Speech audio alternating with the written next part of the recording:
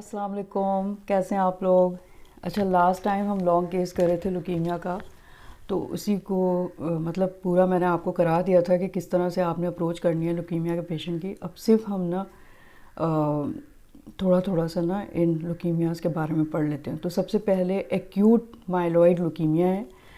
अब ये जो न्यूप्लाज्म होता है ना, it is characterised by infiltration of poorly differentiated clonal proliferative cells of the hematopoietic system in the blood, in the bone marrow and other tissues।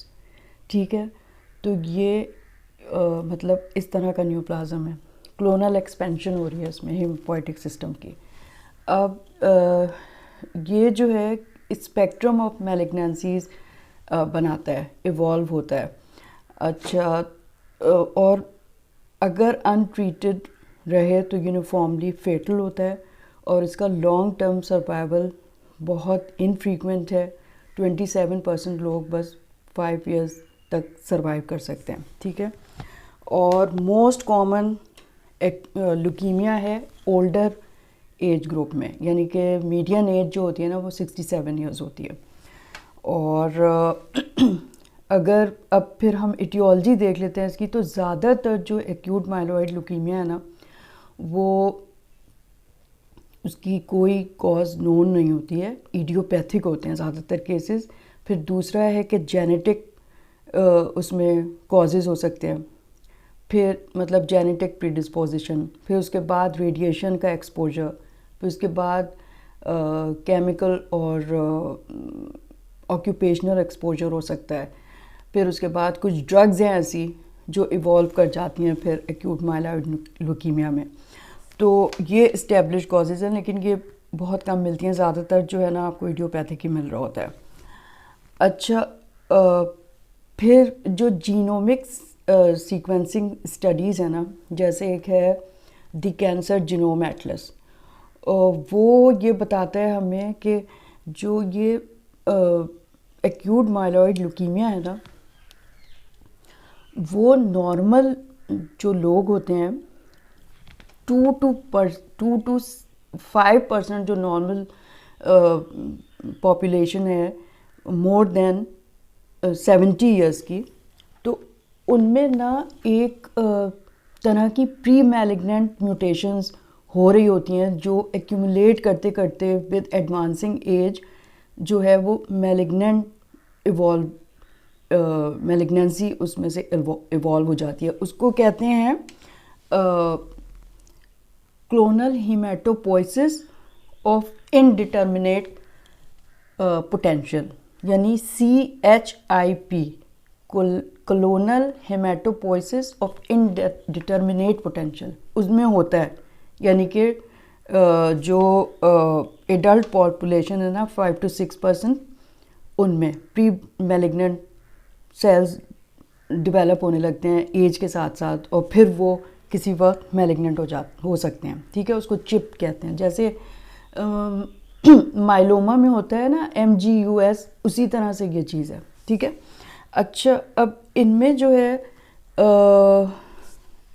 तो ये as के साथ इसलिए रिलेटेड है कि हमेशा एडल्ट ओल्डर पीपल में ही हो रहा होता है। ठीक है, अच्छा, अब अगर हम इटियोलॉजी में वापस आए ना, जेनेटिक प्रीडिस्पोजिशन इसकी जो है, तो उसमें ना बहुत सारी साइटोजेनेटिक और मॉलिक्यूलर एबनॉर्मेलिटीज़ होती हैं जीन्स की, जिसकी वजह से ये लुकीमिया हो सकता है। तो मतलब एक है ट्रांसलोकेशन ऑफ 15 and 17 क्रोमोसोम, दूसरा है translocation of 6 and 9, translocation of ABL BCR ABL, और इसी तरह ट्रायोसोमी 21 जो डाउन सिंड्रोम के साथ होता है ना, यानी कि ऑटोसोमल सोमैटिक एनिप्लॉइडी, उसमें हो सकता है। फिर और भी 3-4 हैं कॉम्प्लिकेटेड जेनेटिक प्रीडिस्पोजिशन, लेकिन उनकी इतनी अब मालूमात हो गई है कि लुकीमिया को ना फिर WHO ने जो क्लासिफाई किया है वो according to the molecular genetic और साइटोजेनेटिक के बेस पे किया है, और इन सब की जो ट्रीटमेंट है ना वो भी डिफ़र करती है, मतलब उनके प्रोग्नोस्टिक फैक्टर्स, उनका सर्वाइवल। तो ये बहुत अच्छे से जब डायग्नोसिस करें तो इसको ना मालूम होना चाहिए सारी चीज़ों को, ठीक है। अच्छा, फिर है ये जो हमने देखा था ना रेडिएशन के बाद, रेडियोथेरेपी अगर किसी को मिल गई हो तो उसके बाद एक्यूट एमाइलॉइड लुकीमिया हो सकता है, माइलॉइड लुकीमिया सॉरी। और केमिकल और ऑक्यूपेशनल एक्सपोजर में आ जाता है बेंजीन, फिनाइल ब्यूटाजोन और क्लोरामफेनिकोल। और ड्रग्स में जो आ जाती हैं वो एंटी मेटाबोलाइट हैं ड्रग्स, और दूसरी जो हैं टोपोआइसोमेरेज 2 इनहिबिटर्स, ठीक है, उनमें भी हो जाता है। मतलब 3 से 4 साल लगते हैं एक्सपोजर के बाद जब ये माइलॉइड लुकीमिया जो है वो हो जाता है, ठीक है। अच्छा, फिर हमने ये सब देख लिया। अब जो है क्लासिफिकेशन देख लेते हैं। अब वर्ल्ड हेल्थ ऑर्गेनाइजेशन ने जो है ना WHO की क्लासिफिकेशन है, उसको depending upon the molecular genetic and the cytogenetics classify कर दिया है डिफरेंट टाइप्स में। और ये जो सब टाइप्स हैं ना उनके सबके प्रोग्नोस्टिक फैक्टर्स अलग हैं, उनका सबका सर्वाइवल अलग है, उनके सबकी ट्रीटमेंट डिपेंड करती है इस चीज़ के ऊपर, ठीक है। तो पहला जो है ना वो acute myeloid leukemia with genetic abnormalities मैंने आपको बताई, जैसे ट्रांसलोकेशन 9 and 11, ट्रांसलोकेशन 15, 17, ट्रांसलोकेशन 6, 9 और इन्वर्जन ऑफ 3 and 16। और फिर है मेगा कैरियोब्लास्टिक एक ML है, फिर इसी तरह है ना। और ये सारी मॉलिक्यूलर एबनॉर्मेलिटीज़ यानी कि जो जेनेटिक एबनॉर्मेलिटीज़ के साथ है। फिर दूसरा है एक्यूट, दूसरी जो सब टाइप है ना एक्यूट प्रोमाइलोसिटिक लुकीमिया। अब प्रोमाइलोसिटिक लुकीमिया जो है ना वो उसकी प्रोग्नोसिस बहुत अच्छी है, उसका ट्रीटमेंट इवॉल्व हो गया है, नया ट्रीटमेंट आ गया है, तो तकरीबन 99% वो क्योरेबल है। और अगर उसको कन्वेंशनल थेरेपी जो इसकी है उससे ट्रीट किया जाए तो उसमें DIC के और कॉम्प्लिकेशंस के बहुत चांसेस होते हैं, तो उसका बिल्कुल ही ट्रीटमेंट अलग है। PML, प्रोमाइलोसिटिक लुकीमिया, उसको कहते हैं प्रोमाइलोसिटिक लुकीमिया PML RARA, यानी कि all trans retinoic acid alpha, इसका मतलब है। अच्छा, 3 जो है ना वो acute myeloid leukemia with myelodysplasia associated changes. अब जो ड्रग से भी हो रहा होता है ना उसमें भी यही वाला हो रहा होता है, यानी acute myeloid leukemia with myelodysplastic associated changes, ठीक है। फिर है चौथा जो है ना वो है acute myeloid leukaemia not otherwise specified, उसको कहते हैं NOS, नॉट अदरवाइज स्पेसिफाइड। अब उसमें ना उसकी भी सब टाइप्स हैं। अब उसकी पहली है AML विद मिनिमल डिफ्रेंसिएशन, फिर है AML विदाउट मैचुरेशन, फिर AML विद मैचुरेशन, फिर एक्यूट माइलोमोनोसिटिक लुकीमिया, फिर एक्यूट मोनोब्लास्टिक मोनोसिटिक लुकीमिया, फिर pure erythroid leukemia, acute megakaryoblastic leukemia, फिर एक्यूट बेजोफिलिक लुकीमिया और acute panmyelosis with myelofibrosis. ये इसकी सब टाइप्स हैं। फिर 5th जो है ना वो है माइलॉइड सार्कोमा। माइलॉइड सार्कोमा क्या होता है कि जो मैलिग्नेंट सेल्स हैं उनकी एग्रीगेशन हो जाती है सॉफ्ट टिश्यूज़ में, बोन मैरो और उसके अलावा सॉफ्ट टिश्यूज़ में हो जाती है, और ज़्यादातर स्किन में और टेस्टीज़ में हो रही होती है, तो उसको कहते हैं माइलॉइड सार्कोमा। और छठा जो है ना वो है myeloid proliferations related to the Down syndrome, यानी कि ट्राइसोमी 21 से जो रिलेटेड हैं वो वो है। तो ये 6 ग्रुप्स हैं, फिर उनके बीच में सब टाइप्स मैंने आपको बताया। इन सब का ना क्योंकि ये पता करना इतना ज़रूरी है, और ये सारी सब टाइप्स आप जो है ना वो मालूम कर सकते हैं।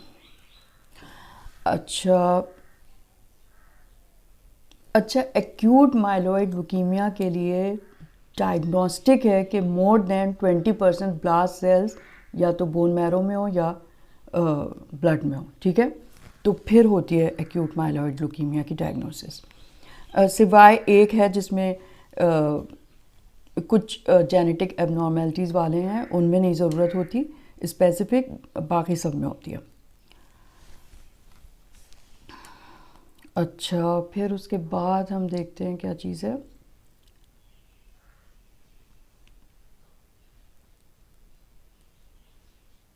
अच्छा, जो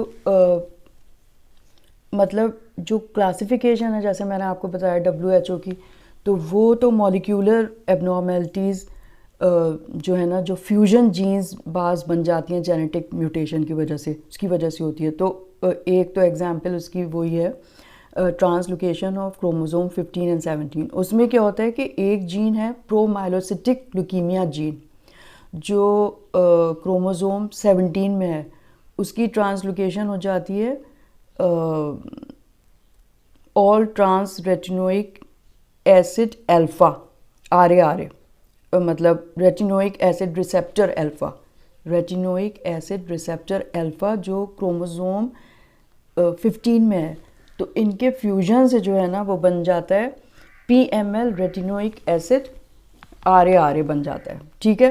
अब ये जो है फिर एवॉल्व हो जाता है एक्यूट माइलॉइड ल्यूकीमिया में। तो इसके लिए चूँकि थेरेपी बिल्कुल अलग है और बहुत इसका सर्वाइवल अच्छा है, उसकी बिल्कुल अलग ट्रीटमेंट अब आ गई है, रेवोल्यूशनाइज हो गई जब से ये ट्रीटमेंट आई है। और क्या है आपको बताने के लिए। अच्छा, इम्यूनोफिनोटाइपिंग आपको करनी होगी ना, जब भी आप ल्यूकीमिया की डायग्नोसिस आप कर रहे हैं, तो उनको जो है ना इम्यूनोफिनोटाइपिंग का मतलब ये है कि आप एक मल्टी पैरामीटर फ्लो साइटोमेट्री होती है, एक तरीका होता है जिससे cells are labelled with monoclonal antibodies to the cell surface antigen. तो मतलब सेल सरफेस एंटीजन्स होते हैं ब्लास्ट सेल्स में, या जो ल्यूकीमिया के सेल्स हैं उसमें एंटीबॉडी स्पेसिफिक अगर हम मिलाएं तो फिर ना वो क्या करती हैं कि टी सेल्स को एक्टिवेट कर देती हैं, और टी सेल्स जो हैं वो सारी ल्यूकीमिया के जो सेल्स हैं जिनमें ये एंटीजन होगी उनको वो फिर डिस्ट्रॉय करने लगते हैं, ठीक है। तो और इसी से इम्यूनोफिनोटाइपिंग यानी कि फ्लो साइटोमेट्री से आप क्विकली डिस्टिंग्विश कर लेते हैं कि AML है या एक्यूट लिम्फोब्लास्टिक ल्यूकीमिया है, ठीक है। और जो सब टाइप्स हैं वो भी आपको मल्टी सेंटर फ्लो साइटोमेट्री से पता चलती हैं। अच्छा, अब प्रोग्नोस्टिक फैक्टर है ना इसके according to the subtype, तो मतलब उसकी रिस्क स्ट्रेटिफिकेशन, क्योंकि ट्रीटमेंट गाइडेंस और वो सब अलग हो जाती है उनके according to the genetic abnormality and cytogenetic molecular abnormalities, ठीक है। अच्छा, तो WHO ने फिर क्लासीफाई कर दिया है कि जो फेवरेबल ल्यूकीमियाज हैं, फिर इंटरमीडिएट रिस्क वाले हैं, या फिर एडवर्स इफेक्ट वाले हैं, ठीक है, on the presence of these molecular and cytogenetic abnormalities. फिर अब प्रोग्नोस्टिक फैक्टर्स जो है ना वो हर सब टाइप में अलग हैं, तो जाहिर है कि फ्लो साइटोमेट्री से आपको पता करने की ज़रूरत है कौन से टाइप का है।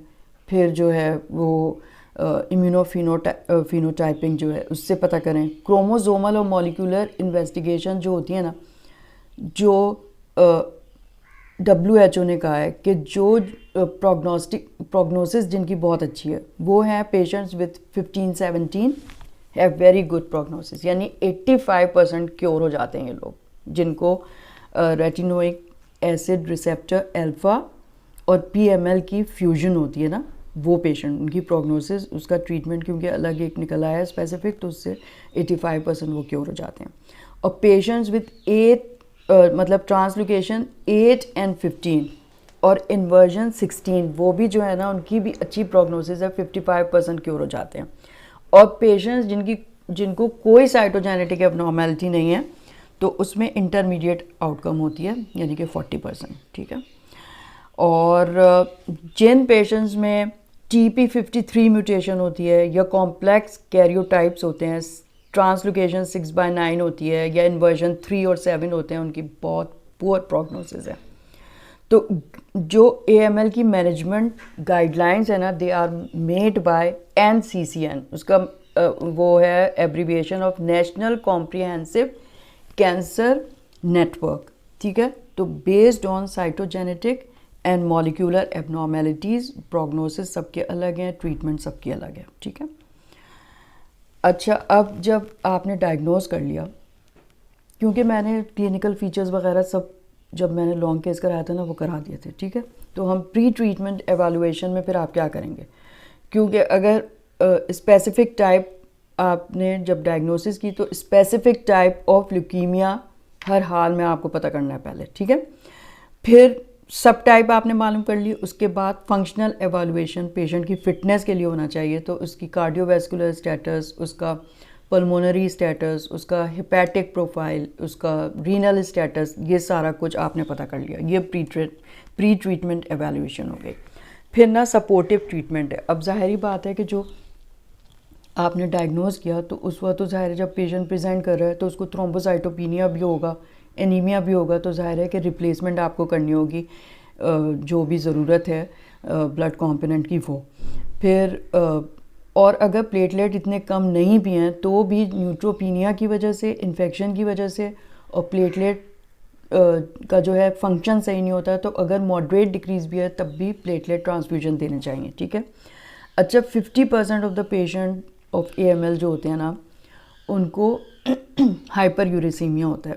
ठीक है। और 10% को, 50% को तो मॉडरेट होता है, 10% को सीवियर हाइपर यूरेसीमिया होता है। और अगर आपने उसको नहीं देखा और ट्रीटमेंट स्टार्ट कर दिया तो फिर और बढ़ता है ये। तो उसके लिए जो है आप एलोप्यूरिनॉल स्टार्ट कर देंगे और उसको हाइड्रेट करेंगे पेशेंट को। और अगर 10% यानी कि बहुत ही सीवियर हुआ है तो एक ना रिकॉम्बिनेंट यूरिक ऑक्सीडेज एक ड्रग आती है, उसका नाम है रेस्ब्यूरिकेज। तो वो उसकी सिंगल डोज अगर देते हैं ना तो उससे भी जो है वो कीमोथेरेपी से पहले यूरिक एसिड नॉर्मल लिमिट में आ जाता है। ठीक है। तो इसका ख्याल रखना है। ये तो हो गया सपोर्टिव ट्रीटमेंट ना। अच्छा, अब जो उसका एक्चुअल ट्रीटमेंट है तो उसके 2 फेजेस होते हैं। एक तो होता है induction to induce complete remission, यानी कि CR आपने अचीव करना है ना, कंप्लीट रेमिशन। फिर पोस्ट रेमिशन थेरेपी होती है जिसको कहते हैं कंसोलिडेशन। और वो क्यों करते हैं वो मतलब एक दफ़ा अगर कंप्लीट रेमिशन हो गया तो फर्दर थेरेपी उसको दी जाती है ताकि प्रोलॉन्ग हो जाए सर्वाइवल और क्योर अचीव हो। ठीक है। This therapy is based on patients age, fitness, cytogenetic and molecular abnormalities जो मैंने आपको बताया। अब इंडक्शन कैसे करेंगे आप? इंडक्शन के लिए जो है ना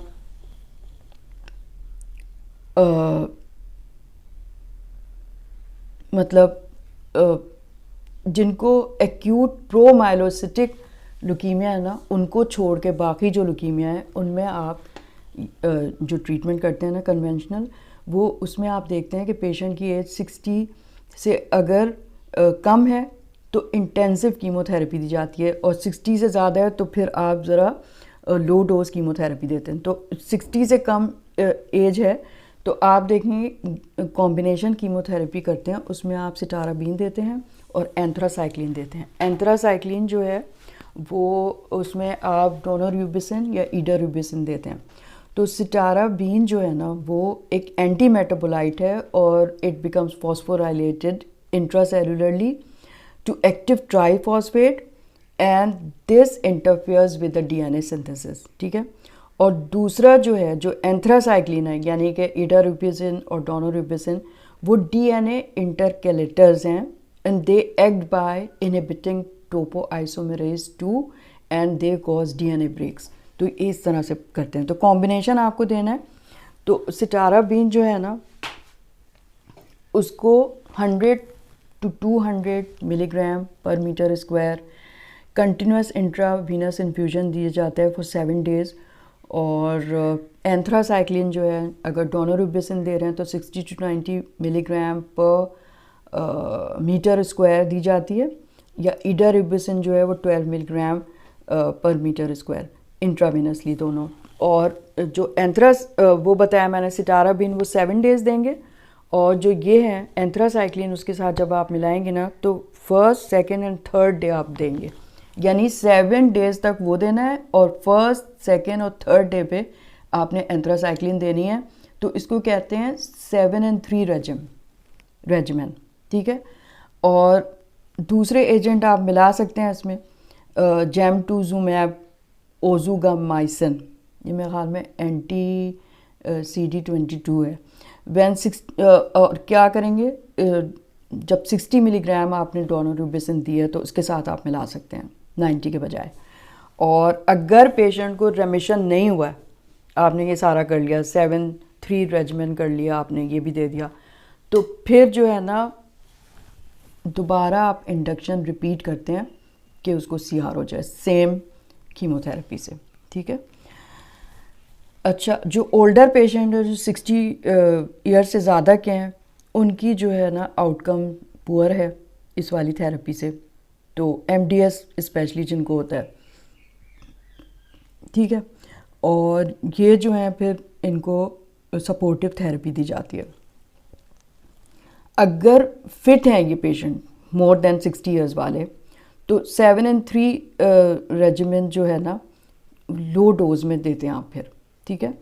ओल्डर पेशेंट्स विद कोमॉर्बिड हैं जिनके, और with repetitive cycle of lower intensity therapy with hypomethylating agent, उसमें डेसिटाबीन और एजासिटिडीन और low doses cytarabine with daily venetoclax ये कर सकते हैं अगर वो फिट हों तो। अब जो ये 7 और 3 का रेजिमेन है ना 60 to 80% सर्वाइवल और क्योर रेट है यंगर पेशेंट में, 33 to 60% ओल्डर एज में है, ठीक है।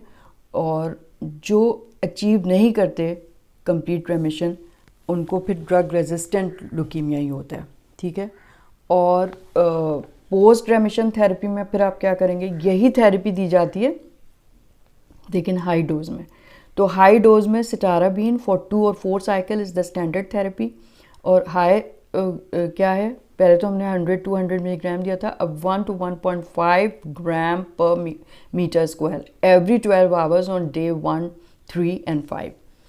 तो एडवर्स रिस्क पेशेंट होते हैं ना जिसमें मॉलिक्यूलर एबनॉर्मेलिटीज़ और ये सारे जो ख़राब प्रोग्नोस्टिक फैक्टर्स हैं वो वाले हों, तो फिर उनको फर्स्ट रेमिशन में जो है ना hematopoietic stem cell allogeneic transplantation ही जो है ना वो फर्स्ट रेमिशन में फीजिबल होता है, ठीक है।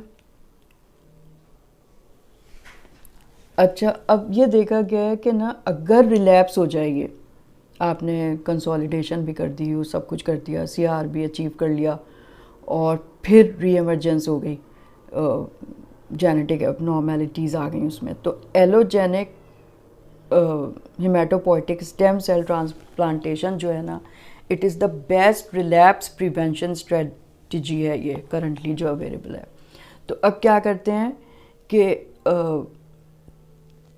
क्योंकि एलोजेनिक स्टेम सेल ट्रांसप्लांटेशन में जो एक बेनिफिशियल इफ़ेक्ट होता है वो है GVL, ग्राफ्ट वर्सेस ल्यूकीमिया। उसमें ये होता है कि रेजिडुअल ल्यूकीमिक सेल्स जो हैं उनमें ना एक पोटेंशियली इलिसिट करते हैं immunologic response from the donor immune cells, ठीक है। तो उसको ग्राफ्ट वर्सेस ल्यूकीमिया कहते हैं, बेनिफिशियल होता है। लेकिन ये ग्राफ्ट वर्सेस ल्यूकीमिया जो है रिलैप्स रिस्क तो रिड्यूस करता है, लेकिन फिर इसको काउंटर एक्ट करने के लिए ना वो जो एलोजेनिक स्टेम सेल ट्रांसप्लांटेशन की सबसे बड़ी कॉम्प्लिकेशन है। ग्राफ्ट वर्सेस होस्ट डिजीज़ वो हो जाती है, तो फिर जो है ना वो उसका इफ़ेक्ट ख़त्म हो जाता है, यानी GVHD। ठीक है, अब जब ये देखा गया है कि अगर रिलैप्स हो गया एक्यूट माइलॉइड ल्यूकीमिया, तो वो हर ट्रीटमेंट से, हर कीमोथेरेपी से वो रेजिस्टेंट होता है। तो अब जो है ना वो ये उन्होंने बना लिया प्रोटोकॉल के फर्स्ट रेमिशन में ही जो है ना allogenic bone marrow stem cell transplantation करते हैं। ठीक है, तो वो सबसे बेहतर तरीके से रिलैप्स को रोकता है। अच्छा, जो एक्यूट प्रोमाइलो, बाकी जितने भी ल्यूकीमिया हैं वो तो इस तरह से होंगे 3, 7 एंड 3 रेजिमेंट से। अब सिर्फ एक्यूट प्रोमाइलोसिटिक ल्यूकीमिया का जो है ना ट्रीटमेंट वो अलग है, क्योंकि हाईली क्योरेबल है। 85% लोग जो है ना इस ट्रीटमेंट से वो फुली क्योर हो जाते हैं। और पहले जब पता नहीं था तो यही 7 एंड 3 रेजिमेंट जब दी जाती थी ना, तो जिनको APL होता था वो TIC से मर जाते थे वो पेशेंट। तो अब बहुत अच्छी प्रोग्नोसिस हो गई है, यानी कि जब से ये दवा आई है ना tretinoin all trans retinoic acid, oral drug है ये, और it induces the differentiation of leukemic cells bearing translocation 15-17। जाहिर है कि APL जो है ना एक्यूट प्रोमाइलोसिटिक ल्यूकीमिया, उसके लिए है ये सिर्फ। Where disruption of the RARA gene encoding retinoic acid receptor occurs. ठीक है, तो ये डिस्ट्रप्शन कर देती है उसकी फ्यूजन जीन की। तो it decreases the frequency of DIC and लेकिन ये ना एक और कॉम्प्लिकेशन कर देती है जिसको कहते हैं APL सिंड्रोम। APL सिंड्रोम में क्या होता है कि जो इनिशियल 3 वीक्स ऑफ ट्रीटमेंट है उसमें हो सकता है, उसमें जो है फीवर हो जाता है, चेस्ट पेन होता है, फ्लूइड रिटेंशन हो जाती है, और पल्मोनरी इन्फिल्ट्रेट्स हो जाते हैं, ब्रेथलेसनेस होती है, पेरिकार्डियल और प्लूरल फ्यूजन हो जाता है। तो इसको जो है ना अगर मतलब माइल्ड सा है अगर, तो कंटिन्यू रखते हैं थेरेपी, और इसके साथ ना कॉर्टिकोस्टेरॉइड दे देते हैं और सपोर्टिव ट्रीटमेंट दे देते हैं। लेकिन अगर सिवियर हो जाए, जिसमें पेशेंट को जो है एक्यूट पल्मोनरी डिस्ट्रेस हो रही है और ये सब हो रहा है, रीनल फेलियर में वो जा रहा है, तो फिर ट्रीटमेंट रोक देते हैं और कॉर्टिकोस्टेरॉइड से इसको ट्रीट करते हैं। ठीक है, जब कंट्रोल हो जाए तो दोबारा आप ट्रीटमेंट स्टार्ट कर सकते हैं। ठीक है, अच्छा, अब इसकी ट्रीटमेंट जो है ना वो है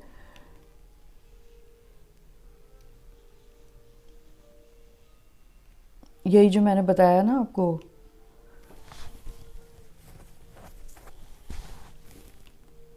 ऑल ट्रांस रेटिनोइक एसिड वो, और आर्सेनिक ट्राइऑक्साइड, इन दोनों को मिला के देते हैं। सही है,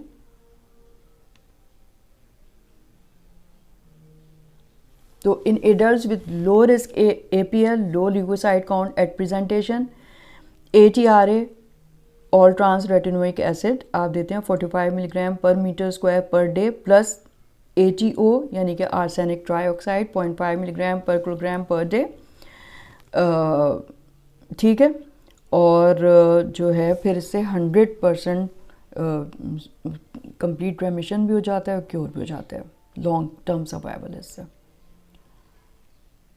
अच्छा, लेकिन हर ट्रीटमेंट के बाद ना आपको असेस करना होता है ये काइमेरिक जीन के लिए, यानी कि ट्रांसलोकेशन 15-17 किससे मालूम करेंगे? RT-PCR से, यानी रिवर्स ट्रांसक्रिप्टेज PCR एम्प्लीफिकेशन से। ठीक है, फॉलोइंग द जब फाइनल साइकिल आपने ट्रीटमेंट का दे दिया तो आप इसको असेस करेंगे। डिसअपियरेंस हो गई है अगर उसकी इस काइमेरिक जीन की, तो लॉन्ग टर्म सर्वाइवल वो आपको बता रही है। ठीक है, अगर जो है उसकी परसिस्टेंस रह रही है या फिर री एमरजेंस हो गई, गायब हो गया था फिर आ गया, तो इन वेरिएबली जो प्रिडिक्ट करती है ये रिलैप्स को। ठीक है, तो इससे आपको पता चल जाएगा। ठीक है, तो ये जो है आपका एक्यूट माइलॉइड ल्यूकीमिया कंप्लीट हो गया। अब इसको ना याद करने की ज़रूरत है अच्छी तरीके से, क्योंकि ये तो अब आपकी किस्मत है। अगर ल्यूकीमिया का पेशेंट है या फिर ओल्डर एज है तो फिर वो इस तरह से पूछते हैं ना कि भाई इस पेशेंट को कौन सा ल्यूकीमिया होगा, या इसको ये क्या चीज़ होगी, अगर ये है तो उसकी ट्रीटमेंट क्या होगी। तो ये आप अच्छे से कर लें। अगर अपने पास, जैसे मैंने बताया, मैंने अपने पास लिख लिख के रख लिया था। और समझें ल्यूकीमिया जो सारा दिन मेरा टाइम टेबल होता था ना रिवीजन का, वो सब करने के बाद जब मैं सोने के लिए लेटती थी ना, तो एक मैंने मोटे से फाइल बनाई हुई थी तकिया के नीचे, तो वो मैं आखिर में ना वो यूं यूं करके ज़रा सा देख लेती थी। तो समझें मुझे वुड करती रहती थी मैं उसका ल्यूकीमिया का। और मेरा अल्लाह मियाँ की मतलब क्या हिकमत कि उन्होंने मुझे ल्यूकीमिया ही का केस दे दिया। तो सबसे अच्छा आता था मुझे, इसलिए मैं पास हो गई माशाल्लाह से। इंशाल्लाह आप भी पास हो जाएंगे एक दिन, जिस दिन आपका लक होगा। ठीक है, बहुत मेहनत की ज़रूरत है। Okay, thank you so much. मुझे ज़रूर कमेंट करें आप। खुदा हाफिज़, खुदा हाफिज़।